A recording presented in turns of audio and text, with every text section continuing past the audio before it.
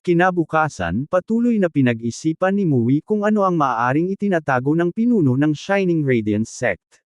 Napagpasyahan niyang manatili muna sa sekta, umaasang sa paglipas ng panahon ay makakakuha siya ng mga mahahalagang pahiwatig.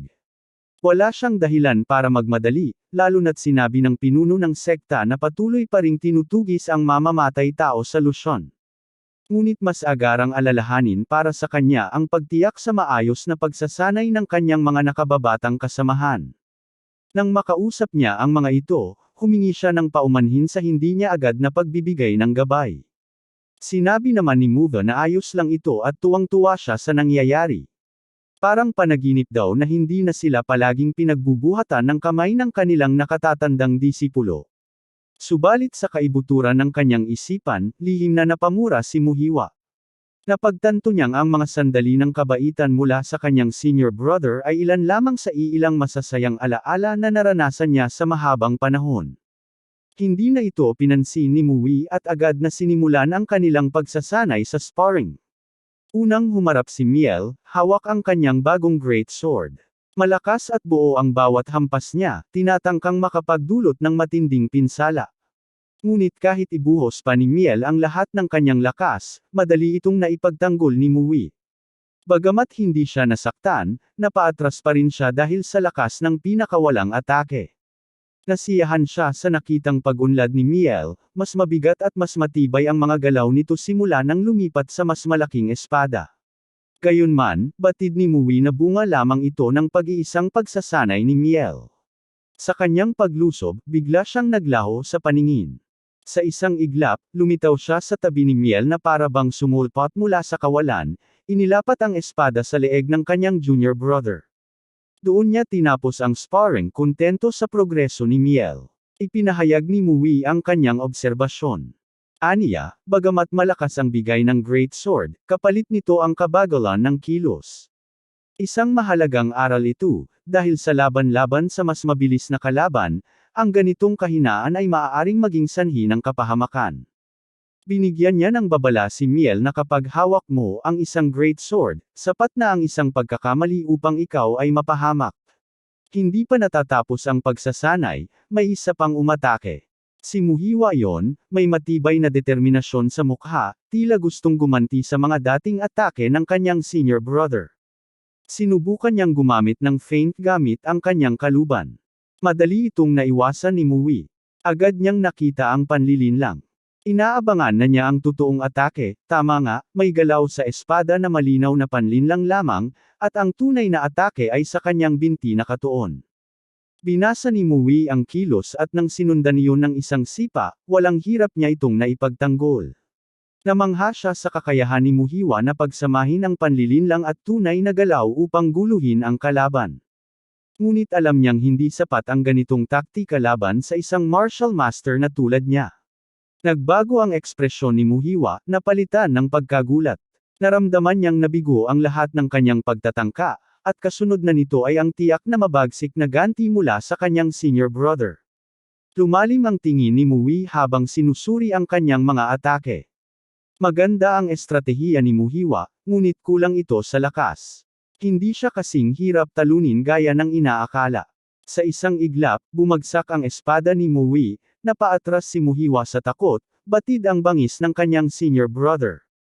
Gayunman, naunawaan ni Mui na hindi basta-basta si Muhiwa. Dahil sa likas nitong talas ng pakiramdam, nalalampasan nito ang kanyang mga atake, isang bagay na bihira sa iba. Napaisip tuloy si Mui, halos ituring ni Muo na isang tunay na demonyo ang kanilang senior brother. Oo, isang demonyo talaga. Pinag-isipan ni Mui ang likas na kakayahan ni Muhiwa. Wala itong formal na pagsasanay sa pagpapatalas ng pandama, kaya't tiyak niyang likas ang talento nito. Kung matututo itong hasain ang kanyang likas na galing, tiyak na magiging kahanga-hanga siya. Ngunit higit pa roon, nakakalito ang kilos ni Muhiwa, parang isang laro lamang sa kanya ang pagsasanay. Paikot-ikot ito at tumatakbo na parang nagtatagwan, sabay sigaw na tumigil si Mui, tila ba muntik na siyang mapatay. Ngunit sa isang kisap mata, nasa harap na niya si Mui, at nakatutok na sa kanyang leeg ang espada. Tinuruan siya ng kanyang senior brother na matutong kumalma. Aniya, hindi niya matatalo ang isang kalaban kung magpapanik siya agad. Pagkatapos ng payo, lumipat si Mui sa huling disipulong kailangan niyang harapin. Si Mujin naman ay patuloy na binabagabag ng kanyang saloobin tungkol sa pagpatay sa kapwa. Napansin ni Mui na hindi siya kasing likas ng galing ni Muhiwa, ngunit may taglay itong kabataran at katahimikan na katulad ni Miel, isang bihirang katangian para sa kanyang edad. Sa isang patas na tunggalian, mas nakalalamang pa nga si Mujin kumpara kina Miel at Muva. Ngunit may isa itong nakahinaan na nagpapawalang saysay sa lahat ng iyon, ang kanyang pag-aalinlangan. Dahil dito, sumugod si Mui gamit ang isang atake ng espada upang subukan ang kanyang depensa. Walang kahirap-hirap na naipagtanggol ni Mujin ang una niyang galaw. Sa halip na sunod-sunod na umatake, sinadya ni Mui na mag-iwan ng puwang, gusto niyang makita kung paano tutugon si Mujin. Sa isang mabilis na pag-ikot, nagtangka ng counterattack si Mujin. Ngunit pagkakita niya sa mukha ng kanyang senior brother, nanlaki ang kanyang mga mata. Nagulat siya nang makita na hindi gumalaw si Mui. Napuno ng pangamba ang kanyang isipan, baka hindi nakailag si Mui at tunay na nasugatan. Sa isang iglap, huminto ang espada ni Mujin sa ere habang si Mui ay kalmadong nakatitig rito. Nadismaya si Mui, hindi pa rin nalalampasan ni Mujin ang kanyang pag-aalinlangan. Mahina itong bamulong sa sarili, tinatanong kung sino ba talaga ang nag-aalala sa isa't isa. Gumamit siya ng panloob na enerhiya upang hawakan ang espada ni Mujin at agawin ito. Sabay bigla niyang tinamaan sa tiyan si Mujin gamit ang siko, hindi ito binigyan ng pagkakataong makadepensa. Hindi tulad ng ibang disipulo, hindi na nagpakita ng awa si Mui kay Mujin. Sa pagkakataong ito, ginamit niya ang lahat ng lupit upang tiyakin na matuto ito mula sa kanyang pagkakamali. Mula sa gilid, tahimik na pinanood ni Mo ang nangyari, dama ang sakit na maaaring nararamdaman ni Mujin. Sinang-ayunan siya ni Mukil at sinabing tila mas matindi ang naging tama ni Mui kay Mujin kumpara sa kanila. Nauunawaan ni Mui na natanto na ni Mujin ang sarili nitong kahinaan, na mas takot siyang makasakit ng iba kaysa sa mamatay. Kaya't pinili niyang saktan ito, dahil alam niyang kung hindi malalampasan ni Mujin ang kanyang pag-aalinlangan, maaari itong humantong sa kapahamakan. Kung sakaling kaharapin ni Mujin ang isang tunay na kalaban at muli siyang mag-atubili, hindi lamang siya ang malalagay sa panganib kundi pati ang kanyang mga kasama. Itinuring iyon ni Mui bilang isang seryosong suliranin. Kung hindi mapagtatagumpayan ni Mujin ang takot na iyon, wala siyang puwang sa mga susunod na misyon. Naniniwala rin siyang batid iyon ni Mujin, marahil higit pa sa sinuman. Kaya hindi na siya nagbigay ng karagdagang paliwanag, tanging parusa na lamang ang kanyang ipinatupad. Matapos ang sparring, inihayag ni Mui na tapos na ang kanyang pagtuturo. Ipinabatid niya na alam na ng bawat isa ang kani-kanilang kahinaan. Ipinaalala niyang walang madali ang paraan sa pag-unlad, ang tapat na pagsasanay ang pinakamabisang landas upang humusay. Iniutos niyang ipagpatuloy ang kanilang training. Agad namang tumugon sina Mua at Miel ng may paggalang. Sa kalooban ni Mui, alam niyang hindi malalampasan ni Mujin ang kanyang pag-aatubili kung mananatili lamang siyang pasibo. Kailangan niyang kumilos at gumawa ng sarili niyang hakbang. Mabilis na lumipas ang maghapon at sumapit ang gabi.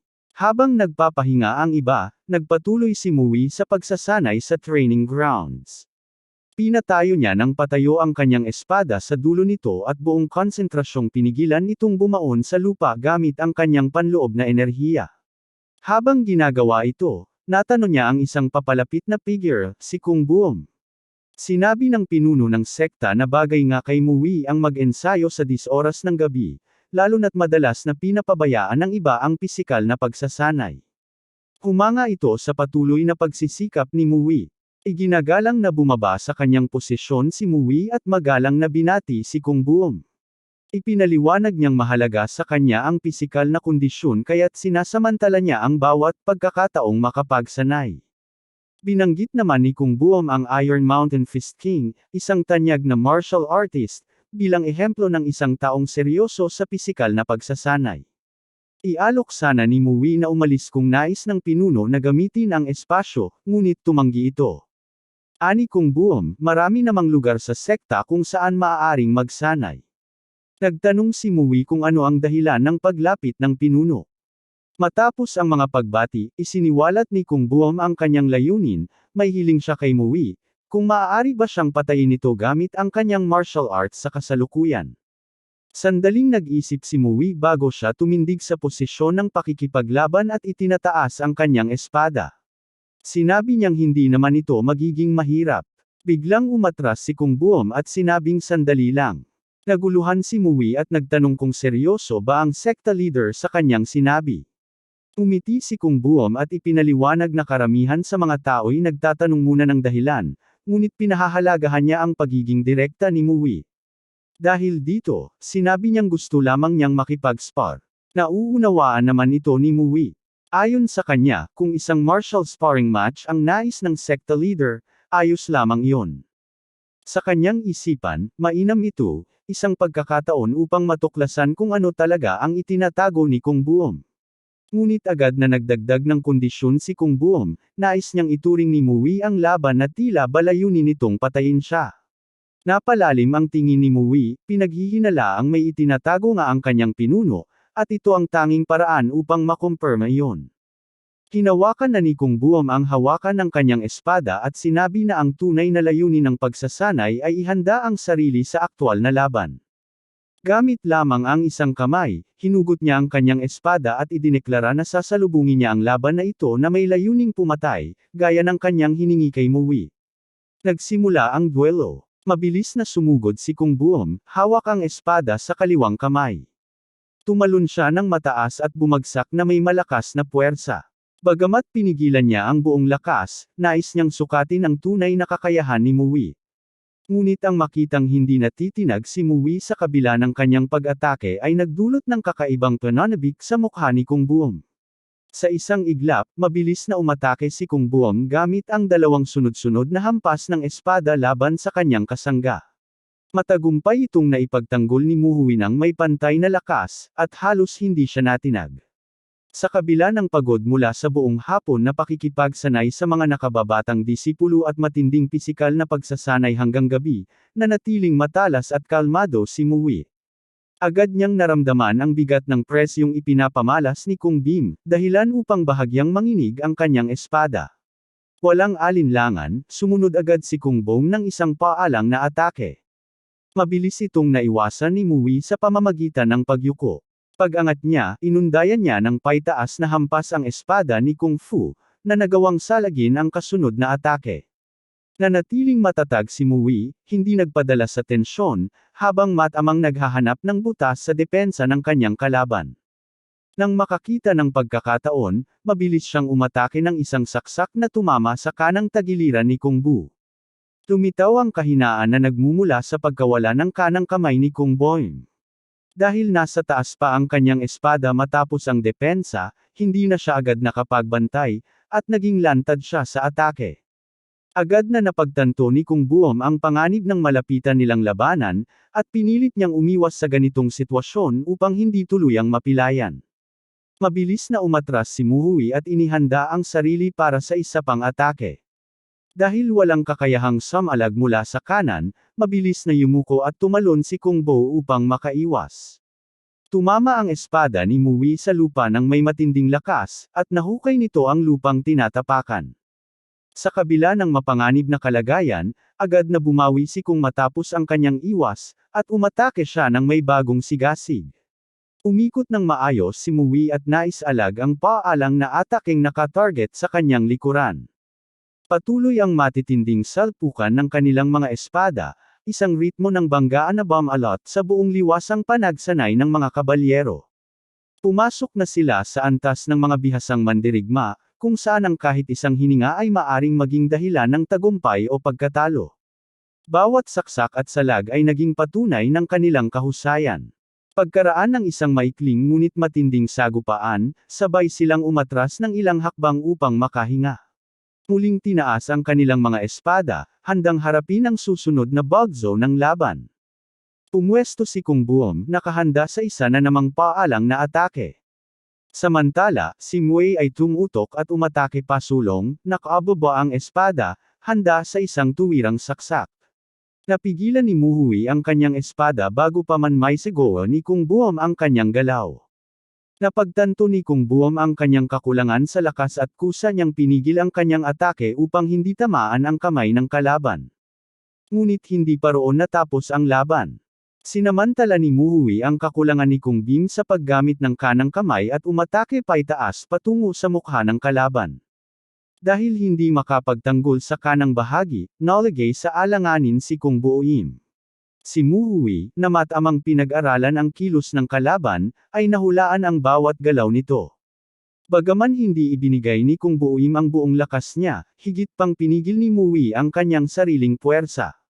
Sa huli, si Muhui ang nagtagumpay. Tinanggap ni Kung Buyo ang kanyang pagkatalo at nagpahayag ng paghanga sa husay ni Muhui sa sining ng pakikidigma. Hindi lang nito sinamantala ang limitasyon ni Kung Buyo sa paggamit ng kaliwang kamay, kundi napag-aralan din niya ang mga nakagawian ng kalaban ng may kahangahangang kawastuhan. Nangganyo si Kung Buom at nagtanong kung paano napansin ni Muhui ang kanyang kahinaan. Habang isinusuksok ang espada sa kaluban, ipinaliwanag ni Muhui na bagamat malakas si Kung Bam sa paggamit ng espada, umiiwas ito sa mga saksak at katulad na teknik. Para bang pilit niyang itinatago ang hindi pagiging pamilyar sa paggamit ng kaliwang kamay, isang bagay na agad namang sinunggaban ni Muhui. Napatawa ng bahagya si Kung Buom at inamin na tama ang obserbasyon ni Muhui. Iwinasiwas niya ang kanyang espada pataas at pababa, habang isinasalaysay kung gaano kahirap ang lumipat sa paggamit ng kaliwang kamay. Gayunpaman, nagpapatuloy pa rin siya sa pagsasanay. Tumango si Muhui bilang pag-unawa at sinabing may katwiran ito. Ipinunto niya na ang pagbabago ng anggulo at syempo ay maaaring makasira sa buong teknik ng espada. Kaya kahanga-hanga na kaya pa ring lumaban ni Kung Bim sa kabila ng limitasyon. Nagmungkahi si Muhui na masyadong malakas ang pagpalo ni Kung Bim ng espada. Mas tiyak pa, ang distribusyon ng kanyang lakas ay hindi balanse. Tahimik na nakinig si Kung Bam habang ipinaliwanag ni Muhui na marahil dulot ng pagkabalisang damdamin ang labis na puwersa sa kanyang mga atake. Dagdag pa ni Muhui, sapat na ang taglay na lakas ni Kung Fu. Sa halip na umasa sa lakas lamang, iminungkahi niyang mag-focus sa mga tiyak at kontroladong saksak sa panahon ng pagsasanay. Nagliwanag ang mukha ni Kung Buom sa mungkahing ito. Ito nga ang tiyak na kailangan niya. Ang mapagtanto na wala ring saysay ang malakas na atake kung hindi naman ito tumatama. Bigla na lamang nabigla si Kongam nang sabihin ni Muhui na alam niyang hindi ibinigay ni Kung Buom ang buong lakas nito, alang-alang sa kanya. Inamin ni Kung Buoy na totoo ito. Bagamat hindi niya ginamit ang kanyang buong lakas, naging seryoso siya sa laban. Napansin din ni Muhui na hindi pa niya ginagamit kahit kalahati ng kanyang tunay na lakas. Nang tanungin siya ni Kung Buom, inamin ni Muhui ito at sinabing kung naging mas seryoso siya, baka napinsala ng husto si Kung Bo. Napatawa si Kung Buom nang may kaba, at inamin na naramdaman nga niya iyon habang sila ay nagsasanay. Idinagdag pa niya na tila inagaw na niya ang masyadong maraming oras ni Muhui. Nang bigla siyang humiling ng laban, hindi siya inasahang pagbibigyan ni Muhui, ngunit sa halip, tinulungan pa siya nito at binigyan ng mahahalagang payo. Kaya taos-puso siyang nagpasalamat at iniwan na ang lugar ng pagsasanay. Naiwan si Muhui na nakatungo, malalim ang iniisip. Napagtanto niya na tila pinalalabas lang ni Kung Buom na ang dahilan ng pakikipag-sparring ay para masanay sa paggamit ng kaliwang kamay. Ngunit batid ni Muhui na hindi iyon ang tanging dahilan. Noong tinanggap niya ang unang atake ng espada ni Kung Buom, agad niyang napansin ang labis na puwersang ginamit. Sigurado si Muhui na sinadyang gawin iyon ni Kung Bim upang kumpirmahin ang isang bagay. Sa kanyang isipan, pinaghihinalaan niyang nais malaman ng pinuno ng Shining Radiant Sect kung may sapat na kakayahan si Muhui upang tumabi sa kanya sakaling dumating na ang Flesh Demon. Naalala rin ni Muhui na nabanggit ni Kung Buim na kasalukuyang tinutugis ng Zhong'an Sect ang Flesh Demon. Nagtaka siya kung bakit kinailangan pa ni Kung Buam na umabot sa ganitong hakbang upang subukan ang kanyang lakas. Ngunit di nagtagal, napagpasyahan ni Muhui na huwag nang masyadong mag-isip pa. Batid naman niyang hindi itinuturing ni Kung Buam na pangkaraniwang kalaban ang Flesh Demon. Kung tunay na nauunawaan ng isang tao kung ano ang kayang gawin ng Flesh Demon, mauunawaan din ang ginawang paghahanda ni Kung Buam. Minsan na rin kasing nakaharap ni Mui ang Flesh Demon, noong siya ay kilala pa bilang White-Faced Demon Elder. Ang pangalang, Flesh Demon, ay mula pa sa baliw at matandang lalaking iyon. Iilan lamang sa mundo ng martial arts ang tunay na nakakakilala sa anyo ng dalubhasa sa panlilinlang at pagkukunwari.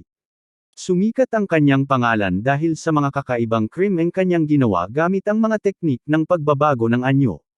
Madalas niyang pinapatay ang mga pinuno ng maliliit at mid-size na sekta at inaangkin ang kanilang pagkatao bilang libangan lamang. Gumagawa rin siya ng gulo sa pagitan ng mga sekta sa pamamagitan ng manipulasyon, madalas pinag-aaway ang dalawang panig.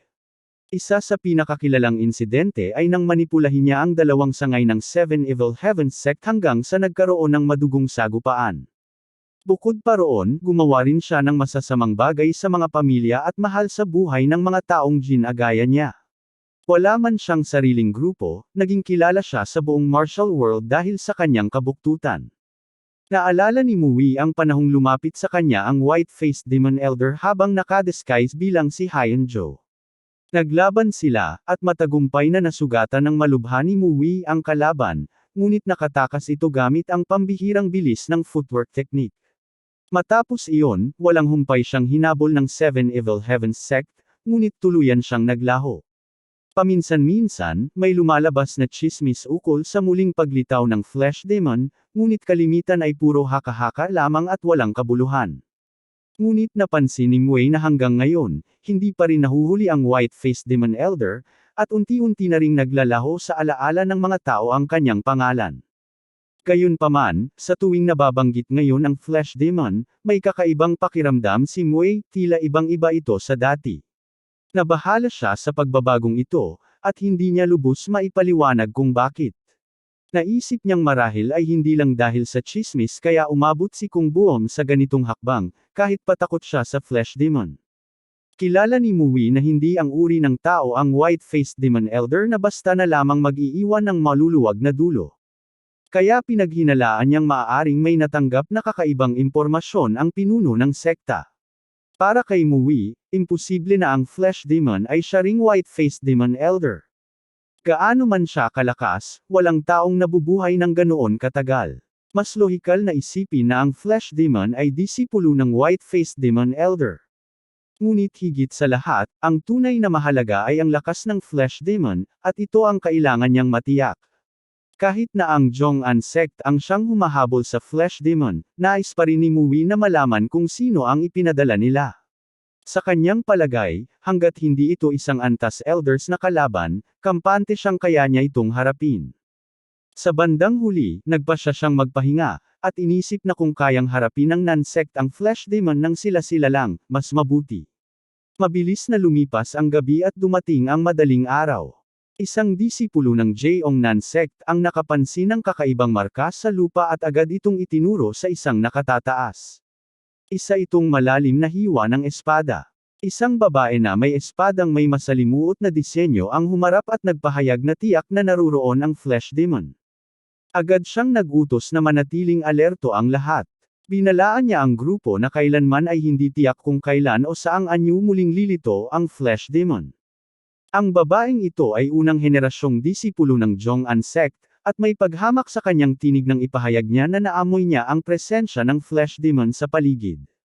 Mula sa itaas ng isang bubong, tahimik na nagmamasid si Mui. Isang tingin pa lang, nakilala niya ang mga ito bilang unang henerasyong disipulo ng Jong-on sect. Napag-isip ni Mui na kung may tatlong unang henerasyong disipulo na naroon, malamang na ang Flesh Demon ay nasa antas na ng isang elder. Sa kanyang pagtataya, kung ganoon nga ang kaso, malaking gulo ang nakaambang sumiklab.